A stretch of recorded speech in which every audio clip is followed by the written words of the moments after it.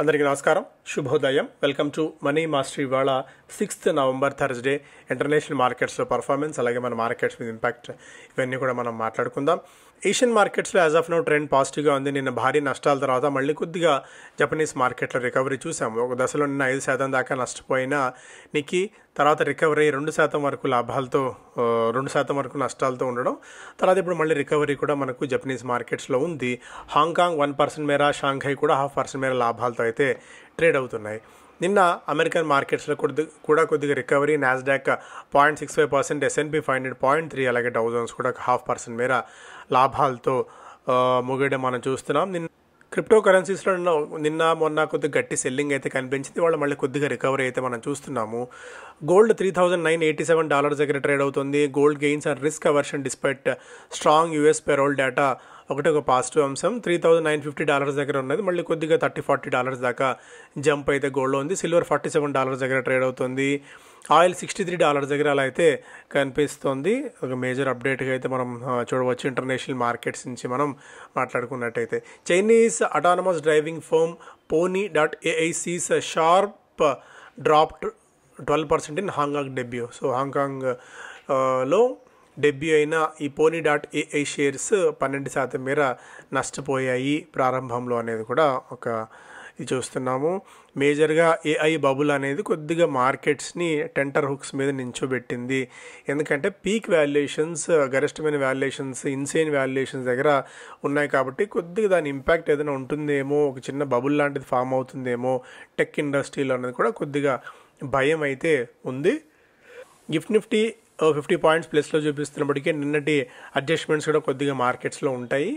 Stocks పరంగా post market results announce చేసిన companies, అలాగే నిన్న మార్కెట్స్ సెలవు తీసుకున్న సందర్భంగా కొన్ని కంపెనీస్ రిజల్ట్స్ అనౌన్స్ చేసిన తరుణంలో ఆ స్టాక్స్లో కొద్దిగా యాక్టివిటీ మనం గమనించవచ్చు. Paytm, IndiGo, M&M, Reliance, LIC, TCS లాంటి స్టాక్స్లో కొద్దిగా యాక్టివిటీ అయితే ఉంటుంది.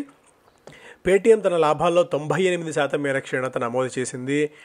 21 కోట్ల రూపాయలు మాత్రమే నికర లాభాలని కంపెనీ అనౌన్స్ చేసింది. గత క్వార్టర్లో 928 కోట్ల రూపాయల లాభాలని కంపెనీ అనౌన్స్ చేసింది. గత ఏడాది ఇదే క్వార్టర్లో before one time charge for full impairment 190 కోట్ల రూపాయల loan to it's JV first games technology నేపథ్యంలో ఆ ఫుల్ టైమ్ ఇంపైర్మెంట్ ఒకటి, అంటే అంతకుముందు 211 కోట్ల రూపాయలు ఉండేది. ఇప్పుడు ఈ 190 కోట్ల రూపాయల ఇంపైర్మెంట్ వల్ల 21 కోట్ల రూపాయలు మాత్రమే కంపెనీ లాభాలను చూపించగలిగింది. రెవెన్యూ ఫ్రమ్ ఆపరేషన్స్ మాత్రం 24% మేర పెరిగేది ఒక అప్డేట్. అలాగే Sun Pharma reported profit after tax 3,118 crores ఉంది. గ్రాసిమ్ నెట్ ప్రాఫిట్ 76% మేర పెరిగింది. ఇండిగో ఆల్రెడీ మనం డిస్కస్ చేసాం, భారీ నష్టాలను కంపెనీ అనౌన్స్ చేసింది. డెలివరీ నెట్ లాస్ 50 కోట్ల రూపాయల నికర నష్టాలను అనౌన్స్ చేసింది. గత ఏడాది ఇదే క్వార్టర్లో 10 కోట్ల రూపాయల లాభాలను అనౌన్స్ చేసింది. స్పిరిట్స్ రాయల్ ఛాలెంజర్స్ బెంగళూరును ఉంచుకోవాలా లేదా strategic review of it's investment అనేది ఆలోచిస్తోంది. విక్రయించే ఆలోచనలో ఉందా లేదా అన్నది కూడా. రిలయన్స్ ఇండస్ట్రీస్ రష్యన్ క్రూడ్ మీద తన డిపెండెన్సీని దాదాపుగా తగ్గించుకుంటోంది. ఎందుకంటే అటు యూరోపియన్ యూనియన్ నుంచి, US నుంచి వస్తున్న శాంక్షన్స్ నేపథ్యంలో ఇతర మార్కెట్స్ మీద రిలయన్స్ ఇండస్ట్రీస్ దృష్టి పెడుతుంది, రష్యాని పక్కన పెట్టి. టాటా పవర్ కంపెనీ 11,000 కోట్ల రూపాయల వరకు పూణే, మహారాష్ట్రలో ఇన్వెస్ట్ చేయబోతోంది. మహీంద్రా అండ్ మహీంద్రా RBL బ్యాంక్లో తనకున్న 3.45% వాటాని బ్లాక్ డీల్ ద్వారా 682 కోట్ల రూపాయలకు విక్రయించబోతోంది. TCS ABBతో AI డ్రివెన్ IT ఆపరేషన్స్కి సంబంధించిన పార్ట్నర్షిప్ని దాదాపు 18 నెలల పాటు ఎక్స్టెండ్ చేసుకోబోతోంది. అదాని పోర్ట్స్ గురించి నిన్న మనం మాట్లాడుకున్నాం. ఇవాళ LIC, Apollo, Bajaj housing finance లైమ్లైట్లో ఉండబోతున్నాయి. ఈ కంపెనీస్ అన్ని కూడా రిజల్ట్స్ అనౌన్స్ చేయబోతున్న కంపెనీల జాబితాలు అయితే ఉన్నాయి. నిన్న పోస్ట్ మార్కెట్ అయాన్ ఎక్స్చేంజ్ 14% మేర రెవెన్యూ పెరిగింది. ప్రాఫిట్స్లో 3% మేర క్షీణత. KPR మిల్స్ రెవెన్యూ 10% మేర పెరగా ప్రాఫిట్స్లో 6.4% మేర వృద్ధి నమోదైంది. ప్రతాప్ స్నాక్స్ ప్రాఫిట్స్ 25% మేర తగ్గాయి. అల్లీడ్ బ్లెండర్స్ ప్రాఫిట్స్ 35% దాకా పెరిగాయి. ఈ ముద్ర ప్రాఫిట్స్ 15% మేర పెరగగా దాల్మియా భారత్ షుగర్స్ ప్రాఫిట్స్ 56% దాకా తగ్గాయి. ఎలాంటస్ బెక్ ప్రాఫిట్స్ దాదాపు 17% మేర పెరగా మెట్రోపోలిస్ హెల్త్ కేర్ ప్రాఫిట్స్ 13% మేర పెరిగాయి.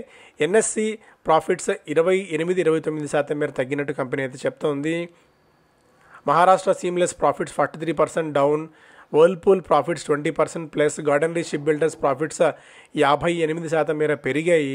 షీలా ఫోమ్స్ ప్రాఫిట్స్ దాదాపు 52% మేర క్షీణించగా ఇక్కడ చాలెట్ హోటల్స్ అంతకుముందు 138 కోట్ల రూపాయల నష్టాన్ని ప్రకటించిన కంపెనీ ఇప్పుడు 155 కోట్ల రూపాయల లాభాలను ప్రకటించింది. రెవెన్యూలో కూడా దాదాపు 95% దాకా జంప్ ఉంది. దీన్ని మనం కొద్దిగా గమనించాలి. జేఎఫ్ కమర్షియల్ రెవెన్యూ ఫ్లాట్గా ఉంది. ప్రాఫిట్స్ కూడా 0.8% మేర తగ్గింది.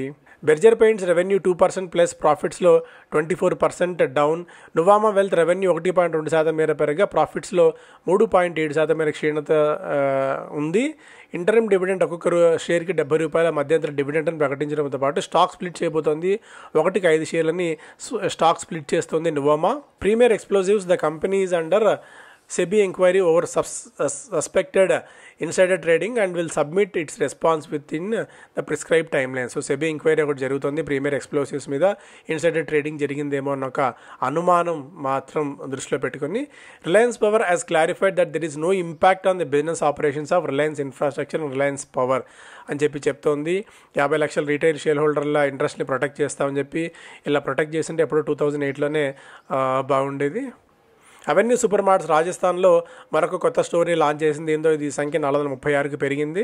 Cupid the company has received maximum allocation in South Africa's 5-year national female and male condoms programme.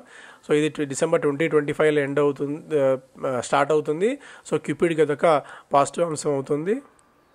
Lenskart IPO retail portion మనకి దాదాపుగా 7.5 రెట్లు సబ్స్క్రైబ్ అయితే cube 40 times, institutional investors portion దాదాపు 18 times సబ్స్క్రైబ్ అయింది. ఓవరాల్గా ఇష్యూ 28.3 times సబ్స్క్రైబ్ కావడం చూసాము, అది క్లోజ్ అయింది.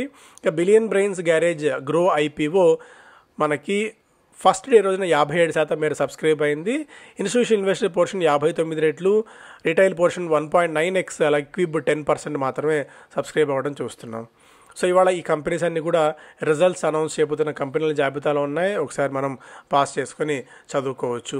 ఇక ఎకనామిక్ టైమ్స్ ఫస్ట్ పేజ్లో India sees no space for China linked satellites bid to strengthen security infrastructure. So శాటిలైట్స్లో చైనా లింక్ ఏదైనా ఉంటే, అంటే శాటిలైట్స్ తయారీలో కానీ శాటిలైట్ తయారీకి అవసరమైన మెటీరియల్ ఏదైనా సరే వాటన్నిటిలో ఇన్ఫ్రాస్ట్రక్చర్లో చైనా చేయి ఏది లేకుండా ఉండే విధంగా ప్రభుత్వం చర్యలు చేపడుతోంది అన్నట్టుగా కూడా ఒక అప్డేట్. అలాగే నాన్ కోర్ బిజినెస్లో నుంచి మేబీ యునైటెడ్ స్పిరిట్స్ ఎగ్జిట్ అవుతుందా ఏంటి అనేది వాళ్ళ డెసిషన్, మనకి మార్చి నాటికి డెసిషన్ తీసుకునే అవకాశం ఉంది అన్నట్టుగా కూడా ఒక అప్డేట్. సో ఇవన్నీ కూడా ఫస్ట్ పేజ్లో అంశాలు. అలాగే focus on EPCs to drive growth, Suzlon CEO చెప్తున్నారు. ఈపీసీ అంటే ఇంజనీరింగ్ ప్రొక్యూర్మెంట్ అండ్ కన్స్ట్రక్షన్ విభాగంలోకి మరింతగా స్ట్రెంత్ పెంచుకునేందుకు కంపెనీ ప్రయత్నాలు చేస్తోంది. ఇక్కడ ప్రాజెక్ట్ డిలేస్ దాన్ని మిటిగేట్ చేసుకోవడానికి ఈ విభాగంలో మరింత పట్టు సాధించాలనేది కంపెనీ ఆలోచనగా ఉంది. యాజ్ ఆఫ్ నౌ ఈపీసీ ని 20% ఉన్న ఈపీసీ బిజినెస్ని 50%కి పెంచుకోవాలన్న ఆలోచనలు అయితే కంపెనీ ఉంది అని చెప్పి జేపీ చలసాని గారు కంపెనీ CEO అయితే చెప్తున్నారు. As of now early land acquisitions in 6 windy states to prevent delays, 150 to 160 crores earmarked as seed capital for land buys అన్నట్టుగా కూడా కంపెనీ చెప్తోంది. ఎక్స్పోర్ట్స్ హబ్గా ఇండియా అయితే మారబోతుంది. సుజలాన్ దాని నుంచి అడ్వాంటేజ్ తీసుకుంటుంది అనేది కూడా కంపెనీ మాట. Emirates NBD proposes open offer to acquire 26% in RBL. దీనికోసం 11,636 కోట్ల రూపాయల ఓపెన్ ఆఫర్ని కంపెనీ ఇస్తోంది. ఎందుకంటే ఇది ఎమిరేట్స్ తీసుకున్న తర్వాత ఓపెన్ ఆఫర్ ట్రిగర్ అవుతుంది, కామన్ అది. అయితే ఇన్వెస్టర్స్ పెద్దగా దీని నుంచి షేర్స్ టెండర్ చేసే అవకాశం తక్కువ. బయట మార్కెట్లో 324 ఉంటే వీళ్ళ ఆఫర్ ప్రైస్ మాత్రం 280 దగ్గరే ఉంది. అందువల్ల పెద్దగా బిడ్స్ వస్తాయన్న ఆలోచన కూడా అయితే ఏమీ లేదు దీనికి సంబంధించి. Weddings festivals bring joy delivery to jewellery stocks. Thangamayil మనకు మండే రోజున 16%, PC jewellers, Kalyan jewellers, Titan, Senco gold ఇవన్నీ స్టాక్స్ పెరిగాయి. లాస్ట్ 2 సెషన్స్లోనే తంగమాయిల్ బాగా పెరిగింది. బట్ ఇది ఓన్లీ ఒక్క స్టాక్ రిలేటెడ్ అయినట్టే కనిపిస్తుంది. ఎంత Q2 స్ట్రాంగ్గా ఉన్నప్పటికీ కూడా మిగిలిన స్టాక్స్ దానికి తగ్గట్టు ఏం పర్ఫామ్ అయితే చేసిన ఇదేం కనిపించలేదు. కాబట్టి మేబీ ఈసారి ఎందుకంటే అంత గోల్డ్ విపరీతమైన ధరలో కూడా జనాలు ఎగబడి గోల్డ్ కొన్నారనేది కొద్దిగా అనుమానాస్పదంగా అయితే ఉంది. Mahindra and Mahindra set to exit RBL via $78 million block deal. 2 days deal may involve sale of up to 21.2 million shares. ఇది మొత్తం కూడా కొటాక్ సెక్యూరిటీస్ హ్యాండిల్ చేస్తుంది. Top brokerage sees up to 20% upside for SBI stock in a year. So ఇక్కడ నుంచి కూడా SBI ఒక మంచి పటిష్టమైన Q2 షోని తీసుకొచ్చింది. దీంతో majority of the broking companies అన్నీ కూడా కనిష్టంగా 7% నుంచి గరిష్టంగా 20% వరకు ఎస్బీఐ ఇక్కడి నుంచి పర్ఫామ్ చేసే అవకాశం ఉంది. 1150 రూపీస్ దాకా టార్గెట్ ప్రైస్ నువామా లాంటి ఇన్స్టిట్యూషన్స్ అయితే ఇస్తున్నాయి. ఒక బెర్న్స్టీన్ ఒక్కటే -5.7 టార్గెట్ ఇస్తే మిగిలినవన్నీ కూడా అట్లీస్ట్ 15-16% మేర upside potential State Bank of ఇండియాకు ఉంది అనేది తమ టార్గెట్ ప్రైజ్లు ఇస్తున్నాయి. MCA directs SFIO to probe Anil Ambani group firms. So serious fraud investigation officers అని డైరెక్ట్ చేసింది ministry of corporate affairs Anil Ambani group కంపెనీస్లో ఇన్వెస్టిగేషన్స్ చేయాలని చెప్పి. సో ఈ స్టాక్స్ అన్నింటిలో కూడా మళ్ళీ ఇంపాక్ట్ ఉండే ఛాన్సెస్ ఉంది.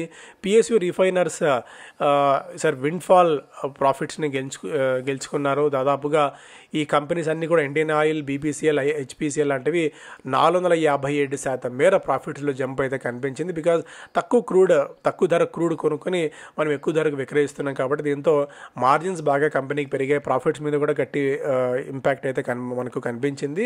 సో ఇవన్నీ కూడా మళ్ళీ నెక్స్ట్ క్వార్టర్లో ఇవన్నీ ఉంటాయా లేదా అనేది ప్రస్తుతానికి అనుమానం. కానీ బట్ ఈసారి Q2లో అయితే మంచి ప్రాఫిట్స్ని ఆయిల్ మార్కెటింగ్ కంపెనీస్ అన్ని కూడా మూట కట్టుకున్నాయి. ఇక fair carats brighten up Tanishq given Titan lustre. Strong Q2 and signs of upbeat wedding season drive optimism. ఇప్పుడు ఏంటంటే 22 క్యారెట్ కాకుండా ఇంకా తక్కువ క్యారెటేజ్ ఉన్న గోల్డ్ని ఎక్కువగా ఈసారి కొనుగోలు చేశారనేది కూడా ఒక ఇంట్రెస్టింగ్ అప్డేట్ అయితే కనిపిస్తుంది. వితౌట్ ఎనీ డౌట్ టైటాన్ మన పోర్ట్ఫోలియో పెట్టుకోవచ్చు. బిజినెస్ స్టాండర్డ్ ఫస్ట్ పేజ్లో mutual fund equity buying in October lowest in 6 months. 6 నెలల కాలంలో ఎప్పుడూ లేని విధంగా మ్యూచువల్ ఫండ్ కంపెనీస్ అక్టోబర్ నెలలో చాలా తక్కువగా ఇన్వెస్ట్ చేశాయి అనేది కూడా ఒక update. Brookfield REIT seals India's record office real estate deal. బెంగళూరులో దాదాపు 13,000 కోట్ల రూపాయలతో ఫస్ట్ ఆఫ్ ఇట్స్ కైండ్ ఇండియాలో రీట్స్ ఒక ప్రాపర్టీని కొనుగోలు చేయడం అనేది ఒక అప్డేట్. ఇవి ప్రధానమైన వార్తలు. ఇక ఆప్షన్స్ క్లాస్ అనేది మనకి 23వ తారీఖున నవంబర్లో జరుగుతుంది నెలల రోజున. సో 16th 17th వరకు ఎవరైతే రిజిస్టర్ చేసుకుంటారో అర్లీ బర్డ్ ఆఫర్ కింద వాళ్ళకి 3,000 రూపాయలు మాత్రమే 1 full day సెషన్ మార్నింగ్ నుంచి ఈవినింగ్ వరకు ఉంటుంది. అక్కడే మనకి లంచ్ సహా మిగిలిన ఏర్పాట్లన్నీ ఉంటాయి. ల్యాప్టాప్తో వస్తే సాఫ్ట్వేర్ లాంటివి కూడా డౌన్లోడ్ చేసుకొని మీకు ఇవన్నీ కూడా తెలుసుకునే అవకాశం మీ వర్క్షాప్ ద్వారా ఉంటుంది. సో ఆసక్తి ఉన్న వాళ్ళు నెంబర్కి ఫోన్ చేసి కానీ వాట్సాప్ చేసి కానీ మరిన్ని వివరాలు తెలుసుకోవచ్చు. Thank you so much.